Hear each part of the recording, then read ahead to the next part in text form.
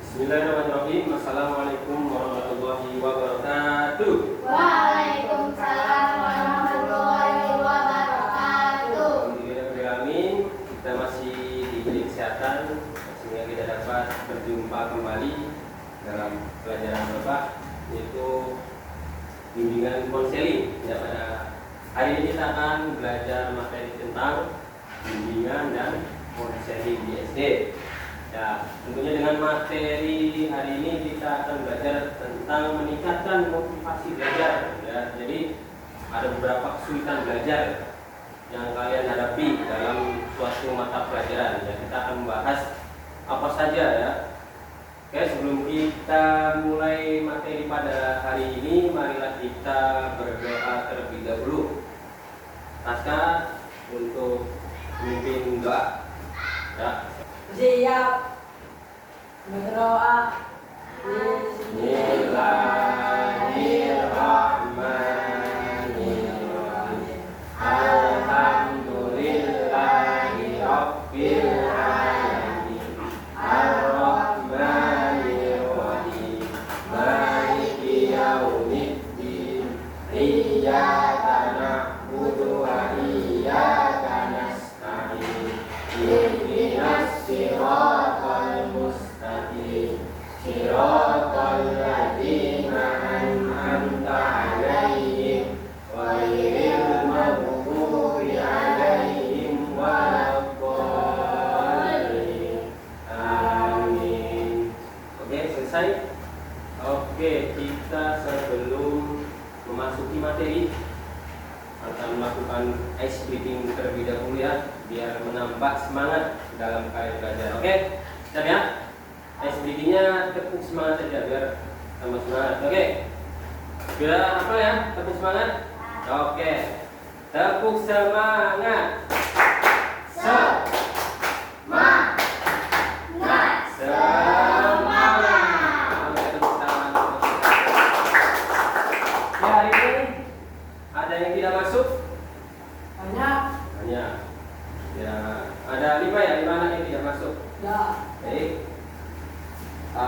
Kita langsung saja ke materi. Ya, kita akan membahas tentang meningkatkan motivasi belajar. Ya. Nah, motivasi membantu kita tetap semangat, lebih disiplin, dan memahami materi dengan baik. Tanpa motivasi, belajar bisa terasa membosankan dan sulit.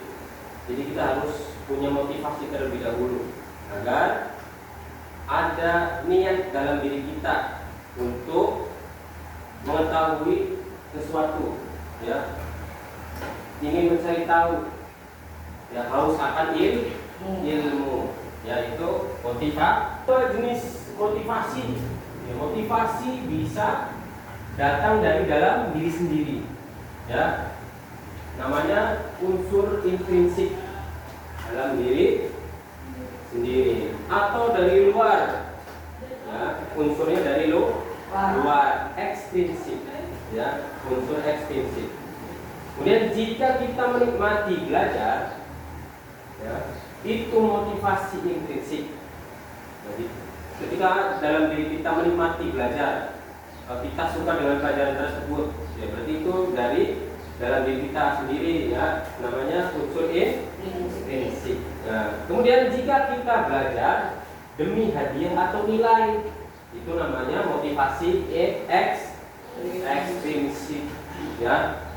Jadi ada iming-iming, ya, ada harapan dapat hadiah, biar dapat nilai yang bagus, biar dapat ranking pertama, ya, itu namanya unsur ekstrinsik dari luar. Kalau belajar dalam mencari ilmu pasti ada hambatannya, ya.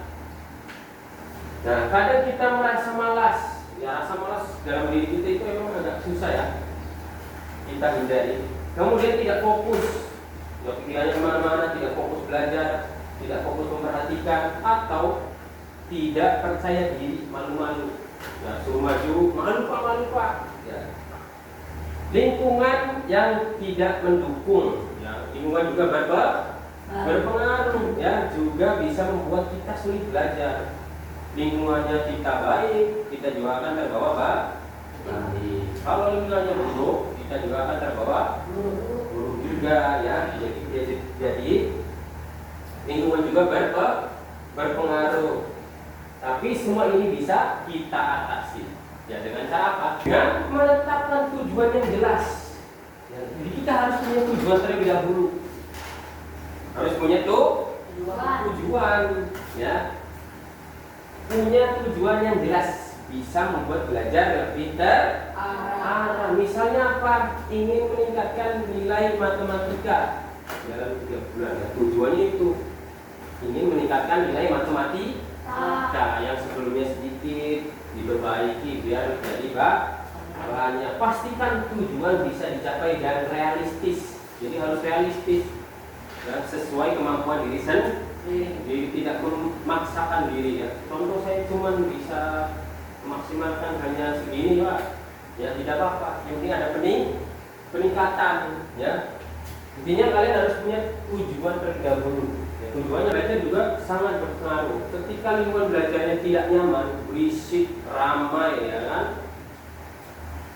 Ya, pilih tempat belajar yang tenang dan bebas gangguan. Kalau di pinggir jalan pasti ramai. Itu ada sekolahan yang di pinggir jalan banyak ya kendaraan berlalu lalang. Jadi mungkin berisik ya kan. Gunakan catatan, video edukatif atau diskusi dengan teman agar lebih mudah memahami materi. Kalau tidak tahu ya saling bertanya dengan temannya masing-masing. Oke? Cara mengatasi rasa malas. Ya, dalam diri kalian masih ada rasa-rasa malas nggak? Kira-kira. Nah, semua orang pasti ada punya rasa malasnya masing-masing. Ya. Kalian yakin punya rasa malas? Ada. Suatu ketika kalian pasti akan merasa malas dengan sesuatu ada. Iya. Jadi cara mengatasinya seperti apa? Nah, dengan gunakan teknik belajar yang menyenangkan. Ya, seperti apa metode Pomodoro? Ya, belajar 25 menit, istirahat 5 menit. Jadi belajarnya 20 menit, istirahat 5 menit. Jadi jangan monoton belajar itu ya. Jangan belajar terus, istirahat terus. Ya. Jadi harus seimbang meskipun belajarnya lebih banyak daripada istirahat. Ya. Mulai dari hal yang mudah dan beri diri sendiri hadiah kecil setelah menyelesaikan tugas. Apresiasi diri sendiri. Ya. Tidak perlu kalian berharap apresiasi dari orang lain. Kalian bisa mengapresiasi diri sendiri. Contohnya, setelah saya mengerjakan tugas nanti mau beli apa gitu ya. Mau beli gacoan kayak Tokped ya kan, atau ricis terserah ya. Intinya kalian bisa mengapresiasi diri sendiri. Kalian harus percaya diri, jangan takut jangan takut gagal ya. Kesalahan adalah bagian dari belajar. Fokus pada perkembanganmu dan jangan membandingkan diri dengan orang lain. Jadi kemampuan kalian itu berbeda dengan orang lain, punya kemampuan masing-masing ya. Tidak bisa semua orang itu bisa makan ya. Jadi kalian harus tahu kemampuan kalian sampai mana ya, jangan membandingkan dengan orang lain. Karena motivasi ya, biar continue atau konsisten ya. Tipsnya apa? Bayangkan kesuksesanmu di masa depan. Buat daftar pencapaian harian agar merasa lebih semangat. Cari inspirasi dari mentor atau orang yang kamu kagumi. Contohnya gurunya kalian kagumi ya, sebagai motivasi kalian. Saya nanti kalau sudah besar pengen kayak seperti itu ya kan, sesuai dengan orang yang kalian kagumi ya. Namun beberapa anak menghadapi tantangan khusus yang membuat proses belajar menjadi lebih sulit. Ini dikenal sebagai kesulitan belajar.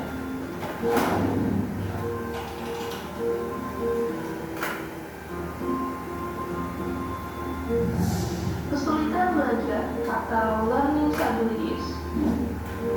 Anak dengan kesulitan belajar mungkin tampak seperti teman sebayanya pada pandangan pertama. Namun mereka sering berjuang dalam tugas-tugas yang bagi kebanyakan anak lain terasa mudah. Anak dengan kesulitan belajar memiliki gejala-gejala umum, yaitu kesulitan dalam kemampuan mendengarkan, berbicara, membaca, menulis, menalar, atau kemampuan matematika. Kesulitan belajar adalah kelompok gangguan heterogen yang diduga berasal dari faktor neurologis yang diwujudkan secara berbeda dengan level keparahan yang berbeda-beda pada setiap individu. Kondisi ini bukan karena kecacatan fisik atau mental, bukan juga karena pengaruh lingkungan, melainkan karena kesulitan individu itu sendiri dalam mempersepsi dan memproses objek yang diindahnya. Bayangkan otak seperti mesin yang sangat canggih. Kadang-kadang ada bagian dari mesin ini yang tidak bekerja dengan sempurna sejak lahir atau karena terjadi sesuatu yang membuatnya rusak. Dalam hal anak dengan kesulitan belajar ini bisa terjadi karena beberapa alasan. Yang pertama, karena kelainan sistem saraf pusat. Ini merujuk pada kondisi di mana struktur atau fungsi sistem saraf pusat tidak normal yang dapat mempengaruhi kemampuan belajar anak. Yang kedua, karena kerusakan sistem saraf pusat. Kerusakan ini bisa disebabkan oleh trauma fisik, kekurangan oksigen, atau kondisi lain yang mengganggu fungsi otak. Yang ketiga, faktor genetik atau keturunan. Anak mungkin mewarisi kondisi tertentu yang mempengaruhi kemampuan belajar mereka dari orang tua mereka. Yang keempat, karena paparan racun lingkungan.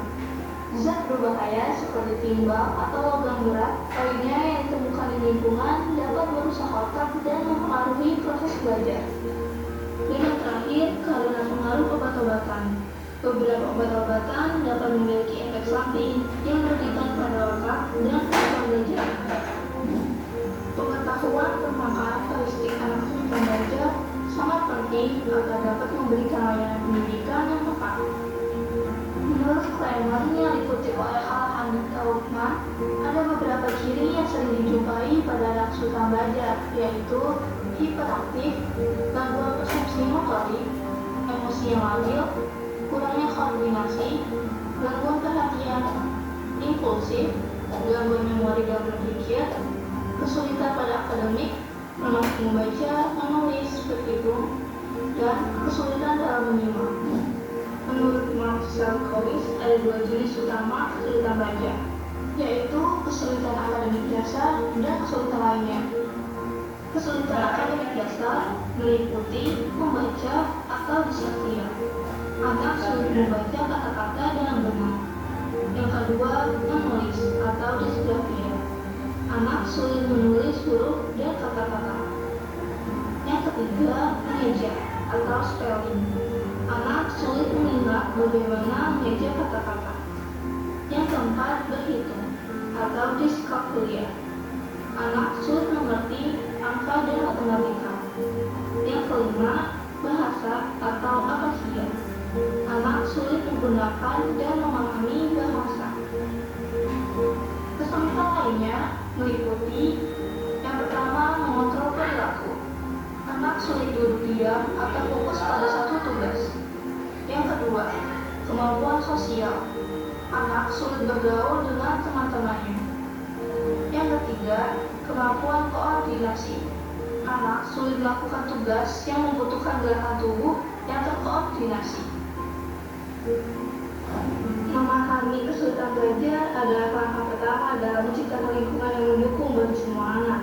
Dengan pengetahuan, kesabaran, dan strategi yang tepat, kita dapat membantu setiap anak untuk mencapai potensi penuh mereka. Terima kasih sudah menonton dan sampai jumpa. Sudah bisa membuka pikiran kalian bagaimana cara mengatasi kesulitan belajar dalam pembelajaran sehari-hari. Ya. Jadi dalam pembelajaran ya, di sekolah, entah itu SD, SMP, SMA, di situ pasti ada hambatan hambatannya. Banyak faktor-faktornya tadi, salah satunya adalah faktor dari dalam diri sendiri. Ya. Ada faktor fisik, fungsi otak, saraf, ya. Kemudian faktor dari ekstrinsik dari luar lingkungannya, sarana dan prasarananya. Dari semua itu kita bisa mengatasinya. Ya, dengan cara apa? Meningkatkan motivasi belajar. Ya. Kalian harus punya tujuan yang jelas. Arahnya mau kemana? Dan tujuannya mau kemana? Ini jadi harus jelas. Tadi contohnya itu adalah meningkatkan nilai matematika.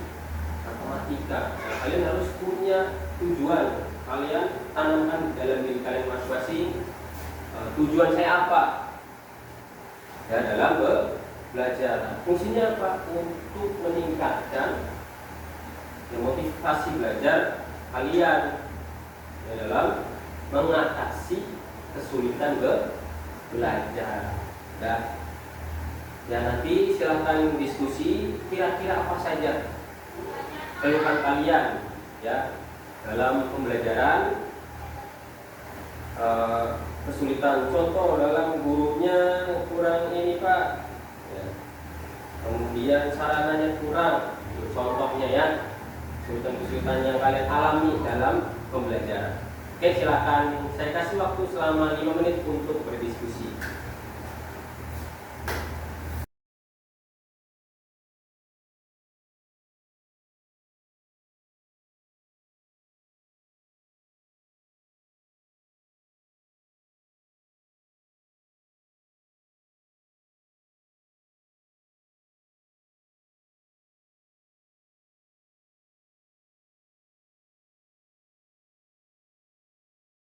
Sudah selesai?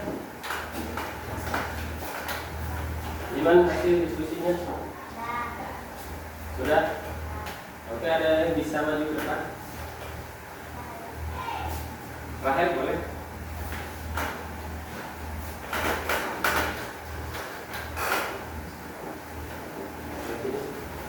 Nah, kira-kira apa saja kesulitan yang kamu alami ketika di kelas dalam pembelajaran? Berisik, terus lagi panas, ya, ruang kelasnya panas, nggak ada kipas, terus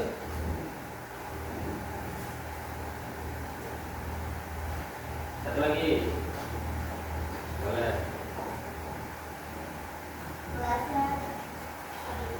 Oh, di kotor, ya boleh. Oke, silakan duduk kembali. Rahel, terima kasih sudah menyebutkan ya faktor-faktor atau kendala yang kalian alami dalam pembelajaran. Tadi menyebutkan berisik Pak, kemudian panas ruang kelasnya dan ruang kelasnya kotor. Nah, itu termasuk dalam ya faktor ekstrinsik ya, karena bukan dalam diri sendiri, tapi faktor dari luar ya. Jadi itu, nah salah satu tadi lingkungan belajar yang nyaman ya. Kalian harus mencari tempat ya lingkungan yang nyaman.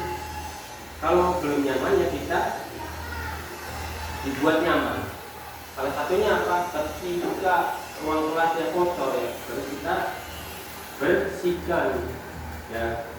Kalau dari sarana-sarana contohnya kipas tidak ada, kita bisa minta tolong pada gurunya agar diberikan kipas angin ya. Kemudian faktor berisik, berisik dari apa?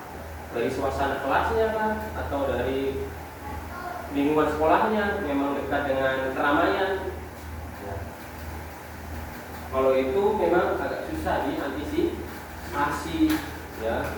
Kalau dalam sekolah mungkin contoh suasananya berisik, berarti yang harus kita atur adalah ketertiban anak-anaknya. Jadi harus kondusif. kita membuat kesepakatan dalam suatu kelas agar ketika dalam pembelajaran kita harus kondusif, tenang, dan fokus pada pelajaran. Baik, untuk materi hari ini kita sudah selesai. Ya, terima kasih atas partisipasi aktifnya, telah menjelaskan tadi, menyebutkan faktor-faktor yang kalian alami dalam pembelajaran. Nanti minggu depan kita akan bertemu kembali ya dalam materi selanjutnya di bab yang ketiga. Dari saya kurang lebihnya mohon maaf. Billahi taufiq wal hidayah. Wassalamualaikum warahmatullahi wabarakatuh.